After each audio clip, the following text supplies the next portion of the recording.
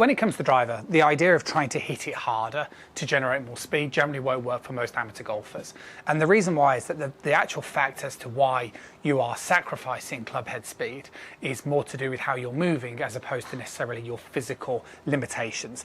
Now, as time goes by, if you become technically very good, then you might find that you reach a capacity and you might need to learn then to do some speed training, or you might want to work on your own physical well-being so that you can enhance your game further.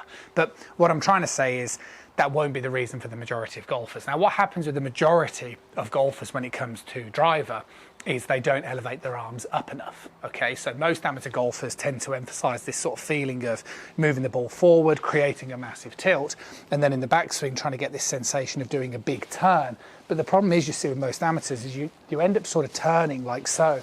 So you end up really getting very flat. And the problem is your arms end up getting massively out of position. So now everything is kind of going outward this way, which promotes you to pull the club down like so. And then you just end up getting closer to the ball and really stuck. And this is why you don't get that speed. And what I tend to see is lots of golfers nowadays trying to hit it harder, but still ending up getting stuck. So what you want to do is you want to become just faster but more naturally. And what I'd suggest is a rope train is a really good way to do this. So in the backswing position, what you want to do is just lift your arms up.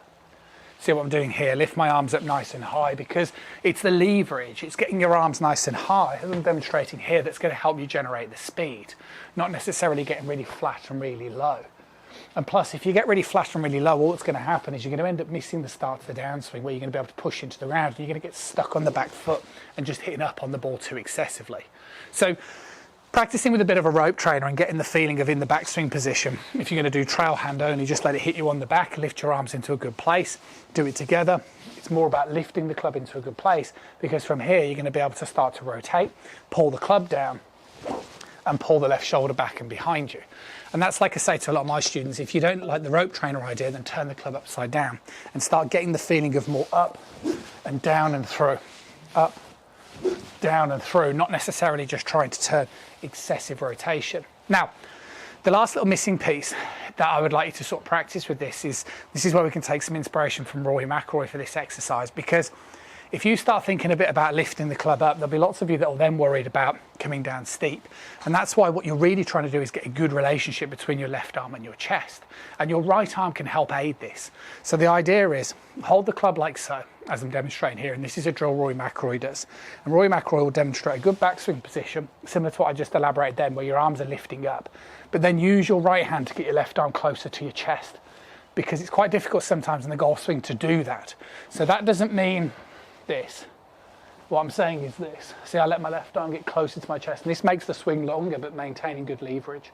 And then once you get that feeling of pulling that left arm up across your chest, what you're going to notice is how much easier it is to start working on your rotation in the downswing. And then if you get that same feeling of rotating on the way through, you're going to be able to quite effortlessly just propel that left arm off that chest. So like I said, either turn the club upside down, get yourself a bit of a rope trainer, and you don't have to try and force it further and try and physically hit it harder. You can just use the general mechanics of a good golf swing, that feeling of swinging more up and down, and I promise you it's going to add much more distance and much more consistency, because you're going to stop trying to hit it so hard and just start focusing more on swinging the club. See you soon.